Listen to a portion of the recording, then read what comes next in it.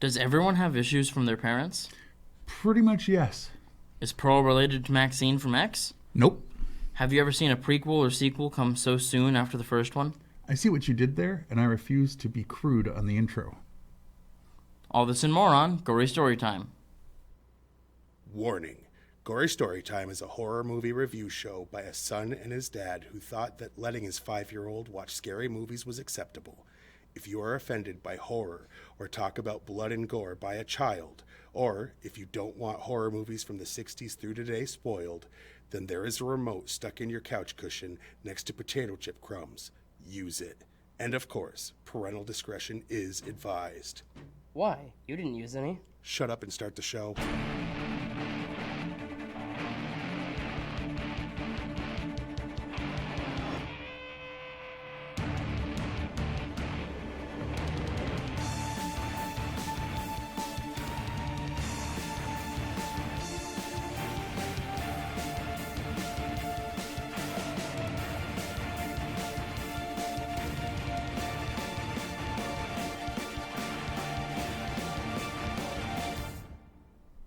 Welcome to Gory Storytime. I'm your host, Jason. And I'm his co-host and his father, Craig. And this week we're reviewing the prequel to last week's episode. Indeed we are. Again, we're doing 4 movies that were released last year that we, for the most part, watched towards the end of the year, was basically what it was. And they all were. Not all over the Christmas break, but at least 2 of them were, if not 3. Yeah. And, you know, X came out last year, and so did its prequel, Pearl. Yes. If you've seen X, Pearl was the older lady in it, and this is her as a young lady explaining where Why she got is her the way thirst she for is. killing, Yeah. and her insatiable appetite for, you know, The other thing? yeah, for adult things. And it's basically her, and she wants to go into town, and she meets this guy that's a projectionist at a local theater, and he tells her that she can make it out of the farm life that she's stuck on. Again, if you've seen X, you know that she's on a farm as an elderly person, so it didn't necessarily work out that way. That's not even really a spoiler if you've seen. if you've seen X the where thing she's that came old up. and on a farm. Right. I mean, it doesn't say she left and came back, so. Anyway, that seems to be the basic premise, right? So why don't we roll into the trailer and let you see what we're talking about.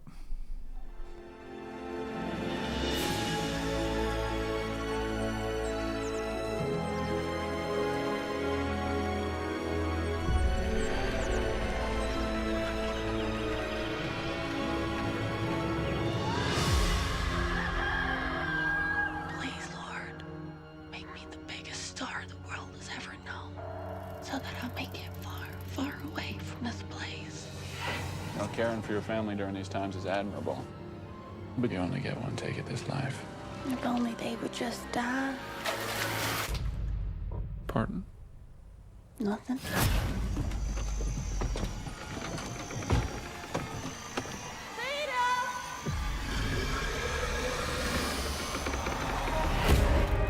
I want to be special, dancing up on the screen like the pretty girls in the pictures.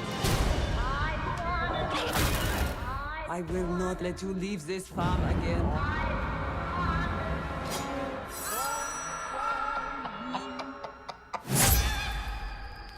I'm worried there may be something real wrong with me.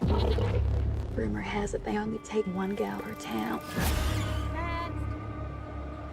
We're looking for someone with X Factor. Has to be me. How about a film nobody else has seen?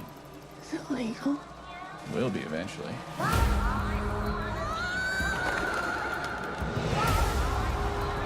I know what I've done. Bad things. Terrible, awful, murderous things. I want to be loved from as many people as possible. But truth is, I'm not really a good person.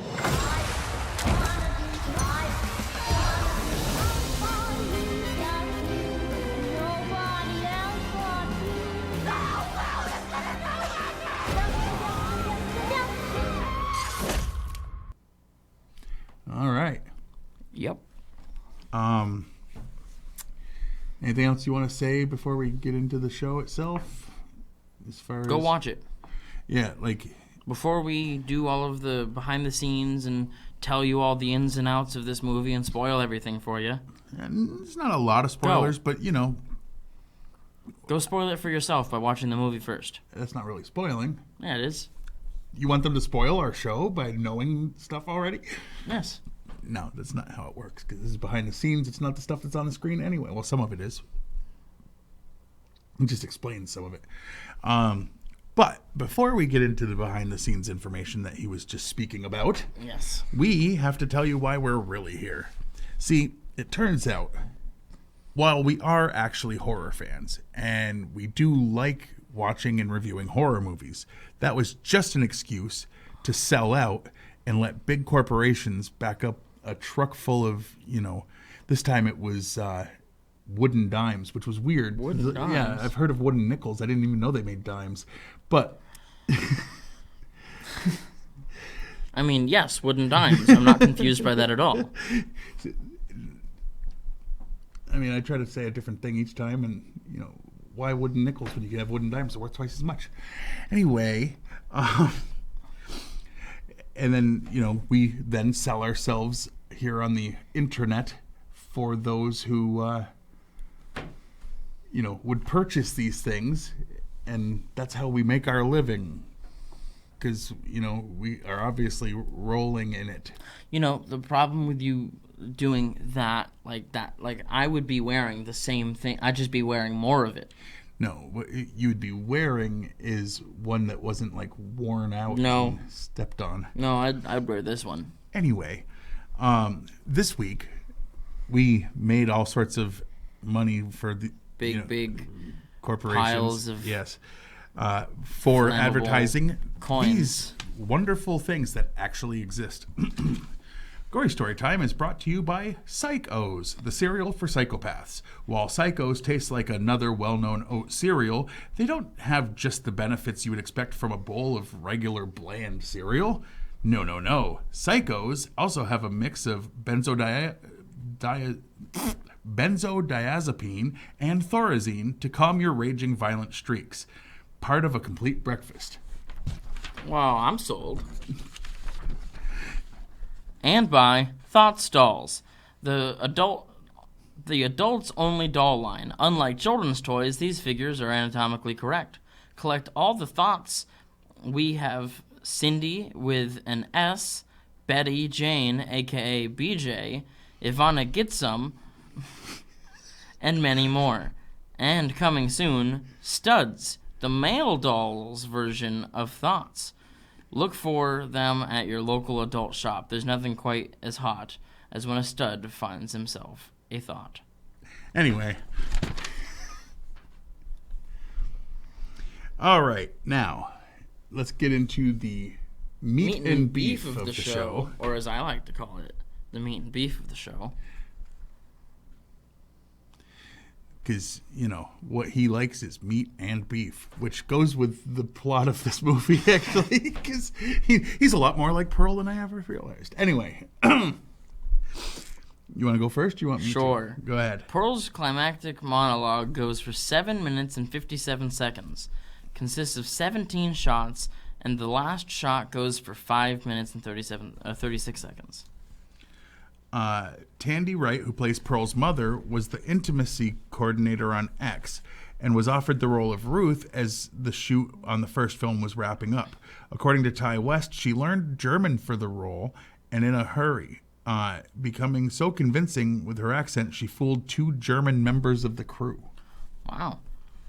To prepare for the tone of this movie, director/co-writer Ty West suggested that Mia Goth watch Whatever Happened to Baby Jane and The Wizard of Oz. Secretly filmed simultaneously with X, Pearl serves as a prequel, showing the title character's early life in 1918, decades before the events of X. The pornographic film shown to Pearl is a free ride from 1915, a real vintage stag film. The film's production is the subject of some debate, It surfaced in the 70s and was at one point sold by a shady distributor as a hardcore D.W. Griffith from 1915, while silent film historian Kevin Brownlow has posited that it was made in the early 20s. The first screenwriting and producing credits for lead actor Mia Goth. A teaser for the sequel to X was shown at the end of the credits in some territories titled Maxine, with 3 X's. The sequel will be set in the 80s. And, yeah. I guess it's also at the end of the DVD of Pearl. And we did not watch through the credits, so we need to do that. Originally meant to be filmed in black... Wait, nope, wrong one. According to Ty West, the homeowners of the house the film is set in enjoyed the makeover and of the house and barn that production gave so much they presumably have not changed it. Either that or they're just like, yeah. Whatever. Originally meant to be filmed in black and white, but 824 were against it, so it was made in extremely vivid color.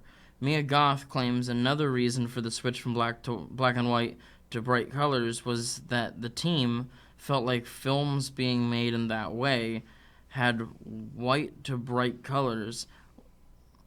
What? Switch from black and... Oh, wait, no, had become its own thing. Yeah. And she said Ty West wanted to do something different and unique. He was reading the same line twice. Mia Goth interprets the character of the projectionist as a figment of Pearl's imagination, one which she can project her desires onto. Oh. Well, the only thing that's weird about that is it doesn't actually make sense. Like he's totally a dude in this movie that does stuff. Right. And interacts with other characters. Right. And unless the whole town is made up. Well.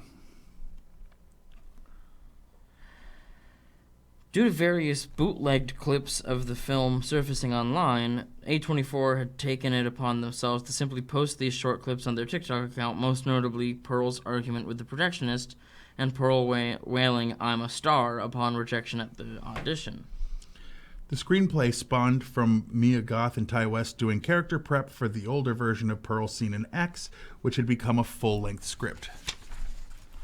The production team had around 50 swatches of red in order to get the bright color of the barn perfect.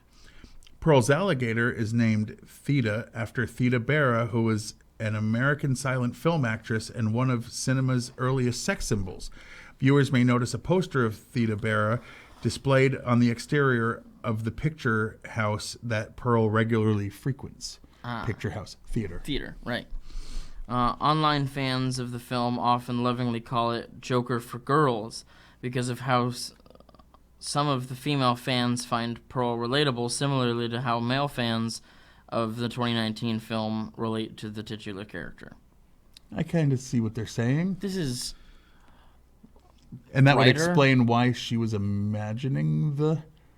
projectionist? Yeah, that would actually fit better. And she is one of the co-writers, so if she took it that way, then maybe that's what she meant it to be. She was a co-writer. But anyway, with the release of the first publicity poster, it was announced that West would once again serve as the film's editor alongside his other production roles, that Elliot Rocket would return as cinematographer, and Tyler Bates and Tim Williams would serve as co-composers for the film's score. Nice. Pearl's deranged smile that carries on through the end credits was unplanned, with Ty West refusing to call cut and let the emotions play out. Mia Goth's smile becomes more strained. A tear falls down on her face, and she even does an impatient head shake as she waits for him to call cut. It lasts for a minute and 51 seconds. The credits ended up being one of the more unnerving scenes of the film. I remember that. Oh, yeah. Where she just like... Because we kept watching until it stopped. Yeah. Pearl tends to hush those she kills, as she did with Mitzi and the Scarecrow, who she saw as the projectionist and ultimately killed. In X, this is mirrored when Maxine hushed Pearl before running over her head with a pickup truck, linking the two characters together. For no reason. Pearl's dress and bike resemble that of Miss Almira Gulch from Wizard of Oz when she sneaks out of the movie house the first time. Why did you say for no reason? Oh, to your thing, like to link those two characters for no reason because they're not related and it's dumb that they're implying that. They weren't. They were just... Like, it upsets me that they want us to They were believe saying there's she's a the connection. same type of person. It bothers That's me. literally what it is. Anyway, he doesn't... He's dumb. When Pearl reaches the stage for her audition, there's an X on the floor to mark where she's supposed to stand. This was a reference to X, the first from the soon-to-be trilogy. Indeed. I mean, not quite indie. Oh, you said indeed. Never mind. Haha. See what I did there? All right, we're going to talk about our favorite and least favorite things. But before that... Oh, yes. We have to give the Rotten Tomatoes score. So, Rotten Tomatoes, for those who don't know, because we've got like 3 people that watch on a regular basis, 4 people, and they actually would know this, but they would probably miss it if we didn't say it. So, we'll say it for them. Yeah. I mean, there's also, like, the millions and millions of people who know who Rotten Tomatoes are anyway, but... My buddy Josh watches, my girl Danielle, and Nicole watches all the time, and those are the only guaranteed views we get. No, I know there's a few other people that watch too, but anyway, the point is, what did the Rotten Tomatoes, they take all the critics' scores that they consider official critics, and then they average them, just positive and negative. So what percentage of the critics gave it a positive score? 91. 91% is pretty good for a horror movie, because like we like to say, horror and comedy are the ones that get hit the worst unless they have some sort of message. And back-to-back, Ty West had it with these 2 movies with the critics loving them. The people also get to go on Rotten Tomatoes and vote positive or negative. And what they came up with was, 82%? Yeah. Which, like the one last week, they were lower than the critics. Which is weird. It's usually higher. Horror movies and comedy movies are usually higher with the people than the critics. But this is one of those, cases where, what do they say? It proves the rule. It's the exception that proves the rule. Oh, yeah. Yeah. Anywho, now we'll talk about our favorite and least favorite parts. Yes, now we will. Since you liked this, what was your least favorite thing? Okay. So, my least favorite thing... Dang it, I had it. Yeah.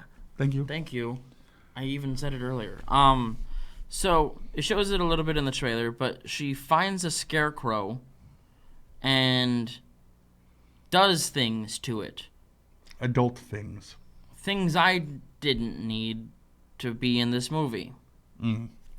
An entire probably 2.5 minute or more scene of her pulling this thing down off of its thing. Perch, and stand, whatever. And having her way. Yeah. All right. Well, my least favorite part was probably... I wish it had a little more action. It went a little more into like the drama stuff, but it made sense. I'm nitpicking, to be fair. Oh, yeah. But I would say, a little bit more action, maybe a couple more people for her to like take out would have been nice. But again, that's nitpicking. Yeah. What was your favorite part? It was mentioned in the facts, so I can solidify that this is real, but the over-the-top, bright, vivid colors that they went out of their way to use in this movie, I thought it was cool in The Munsters when we watched it, and I liked it in this. I think having that old feeling without being grainy like Tarantino's stuff is a cool feeling for these movies. All right. I would say my favorite part was because they shut down production of X during COVID. And this is a fact from last week. If you didn't see last week's episode, they wrote this one to fill in backstory, and then they made it into a script, and got it greenlit before that one was even done. So they got to add things to that movie and to this movie to connect them, more thoroughly. Yeah. And I like how many connections they did make between the two. Without making it feel repetitive. Yeah. Yeah. It would be like a little nod to this, or someone offhandedly mentions something else. The way she words things, possibly, Yeah. because talking patterns being But there the was same. there was a lot of little connections that I was like, hey, that's kind of cool. Oh, yeah. Like standing on the X or whatever. It's like, okay. I see. But it also made sense for her as trying to be an actress. They would have a mark for her to stand on. And it would most likely be an X. Right.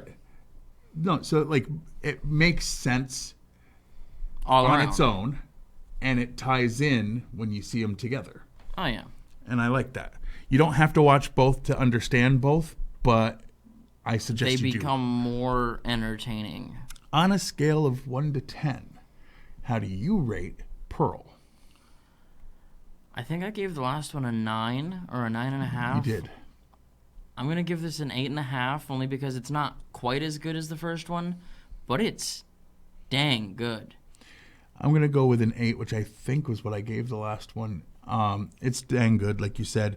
It's not quite as good. I might have went 8.5 last week. I'm not actually sure, but I'm just feeling an 8 for this, so that's what I'm going to say. That. Even if I gave that an 8, this one is not quite as good, but it's right there.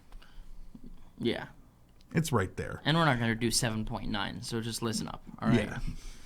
So there we go. That's our review of Pearl. I highly suggest you go out and watch X, both of them, and then watch. You should watch them in that order though, because X makes sense as the first one. And to be fair, Maxine, Triple X in Maxine, is coming.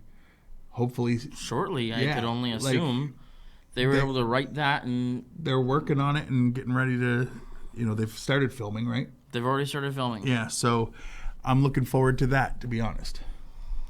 Me too. Now comes the regular stuff that we do over here on the side. Yes. So you can watch this show on Fact TV, channel 1076, Thursdays at 8:30 p.m. and Fridays at 7 p.m. You can like us on Facebook, and when I say us, I mean Gory Storytime, and you can also like Fact TV, because they live stream stuff, and definitely do that. Yes. You can go to factdate.com and watch a bunch of the back episodes of this, as well as many other pieces of information, entertainment. That's true. A lot of local stuff. You can follow me on Twitter. I'm at Craig Jakes, all one word, all lowercase. You can follow me on Twitter. I'm at Jiggly Firmbrain. I only tweet things that he says that I find funny, in or out of context. Whichever's usually funnier. Usually out, but once in a while the context makes it funnier. Yeah. So that's when that happens. He really likes to try to make me look certain ways with whatever I say. I do, but it helps that he is that way. Anyway. Also, check out my YouTube channel. You just type in Gory Storytime, it'll pop up. It was Juggalo Jakes for the longest time, but I just changed it to Gory Storytime. But what will come up is episodes on my page, and it'll come up with Fact TV's page, because they have. I told them they can post it up there too, and they have been. You'll find some there that you won't find on mine even. Not exclusive. It was just the way it worked out. But like and subscribe and all to both. Indeed. Smash that notification bell, as they like to say. And subscribe and comment down below your favorite part of our episode. And share, homie. Help us make money. No, this isn't the one that would make do us that. $1 million of wooden dimes. Monies. Wooden dimes. Come on, they're worth twice as much as a wooden nickel.